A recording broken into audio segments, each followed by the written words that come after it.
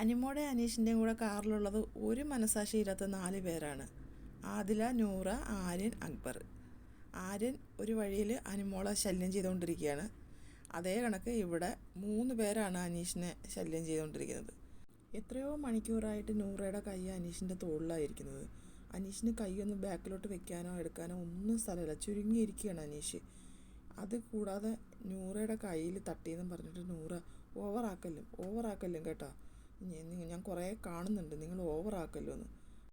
എൻ്റെ സീറ്റാണ് ഞാൻ നിങ്ങൾക്ക് ഇപ്പോൾ തന്നേക്കുന്നത്, എന്നിട്ട് നിങ്ങൾ ഓവറാക്കല്ല, എൻ്റെ സീറ്റാണ് നിങ്ങൾക്ക് തന്നേക്കുന്നത്. അനീഷ് ചുരുണ്ട് കൂടിയിരിക്കുക. ഇത് കേട്ടിട്ട് ആദില വന്നിട്ട് അനീഷിൻ്റെ ചെവി പറയുന്ന പോലെ പറയാണ്, നീങ്ങി തന്നിട്ട് അവിടെ ഇരുന്ന് നീ കാണിക്കുന്നുണ്ടല്ലോ, ഇതിനാണ് ചീപ്പ് കോപ്പ് മരവാഴ എന്ന് പറയുന്നത്. അത് അനീഷ് കൈ തൊഴുന്നതിനാ.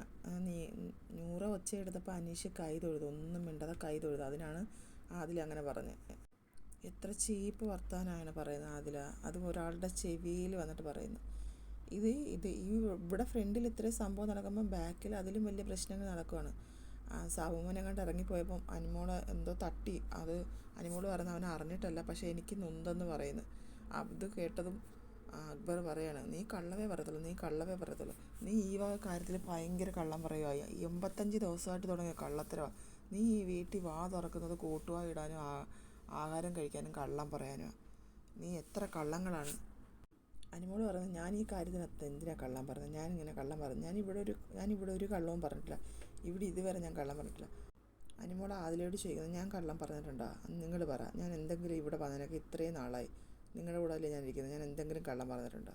അനിമോള് ചോദിക്കുമ്പോഴത്തേക്ക് ആദിലയ്ക്ക് എന്തോ പറയണമെന്ന് അറിയാൻ വയ്യ. അനിമോള് കള്ളം പറഞ്ഞില്ലെന്ന് പറയാനും പറ്റുന്നില്ല. അക്ബറിൻ്റെ സൈഡ് നിൽക്കുകയും വേണം. ഉടനെ ആദില പറയാണ്, അത് അവൻ ഇറങ്ങിപ്പോകുമ്പോൾ ഞാൻ കണ്ടില്ല തട്ടുന്നതെന്ന്. അപ്പോൾ അനിമോള് കള്ളം പറഞ്ഞെന്നല്ലേ ആ പറഞ്ഞതിനർത്ഥം? നിൻ്റെ മേത്ത് പോലും ടച്ചായിട്ടില്ല, ഞാനല്ലേ തുറന്നതെന്ന് അക്ബർ പറയുന്നു. എനിക്ക് ഈ കാര്യത്തിൽ കള്ളം പറയേണ്ട ഒരാവശ്യമില്ല, എൻ്റെ ദേഹത്ത് തട്ടിയത് ഞാൻ പറഞ്ഞ അത്രയേ ഉള്ളൂ എന്ന് അനിമോള് പറയുന്നു. അക്ബർ പറയുന്നത്, നീ ഈ കാര്യത്തിൽ കള്ളവേ പറയത്തുള്ളൂ, 85 ദിവസം കൊണ്ട് ഞങ്ങൾ കാണുന്നില്ല, ഈ വക കാര്യങ്ങൾ പറയാൻ നിനക്ക് ഇച്ചിരി മിടുക്ക് കൂടുതലാണ്. അവൻ പറയുന്ന ടച്ചായിട്ടില്ലെന്നാണ് ആര്യം പറയുന്നത്. അപ്പോൾ അനിമോള് പറഞ്ഞു, ഞാൻ പറഞ്ഞു മനഃപൂർവ്വം അവൻ ചെയ്തെന്ന്. അവൻ മനഃപൂർവ്വം ചെയ്യത്തില്ലെന്ന് എനിക്കറിയാം, എനിക്ക് നൊന്തെന്ന് ഞാൻ പറഞ്ഞോളൂ. സാവുമോൻ എല്ലാവർക്കും ബാറ്ററി കൊണ്ട് കൊടുക്കുകയാണ്, ഓരോരുത്തർക്കായിട്ട് കൊടുക്കുന്നുണ്ട്. ആര്യൻ എന്നിട്ട് ചോദിക്കുന്ന, എടാ എനിക്ക് ചെരുപ്പ് എടുത്തുകൊണ്ട് തരാൻ പറ്റുമെന്ന് ചോദിക്കുന്നത്. അനീഷ് നൂറയോട് പറയാണ്, എത്രയൊക്കെ തെറ്റിയാലും ഞാൻ ഇവിടുന്ന് മാറുമെന്ന് തോന്നുന്നു, ഞാൻ ഇവിടുന്ന് മാറത്തില്ല, നിങ്ങൾ എന്തെല്ലാം ശ്രമിച്ചാലും എന്നെ മാറ്റാമെന്ന് വിചാരിക്കണ്ട. ഒരു കൈ എടുത്ത് മാറ്റാൻ പറഞ്ഞപ്പോൾ ഇപ്പോൾ 2 കൈയാണ് അനീഷിൻ്റെ പുറത്ത് വെച്ചിരിക്കുന്നത്. നൂറയുടെ കൈയുടെ പുറത്ത് ആര്യനും കൂടെ കൈ കൊണ്ട് വെച്ചിരിക്കുകയാണ്. ഏതൊക്കെ രീതിയിൽ ഒരു മനുഷ്യനെ ദ്രോഹിക്കുക ആ രീതിയിലെല്ലാം ദ്രോഹിച്ചുകൊണ്ടിരിക്കുകയാണ്. അപ്പോൾ അടുത്ത ലൈവ് അപ്ഡേറ്റ് വേണ്ടി ഞാൻ വരാം. എല്ലാവരും എൻ്റെ ചാനൽ ഒന്ന് സബ്സ്ക്രൈബ് ചെയ്യണേ, സപ്പോർട്ട് ചെയ്യണേ.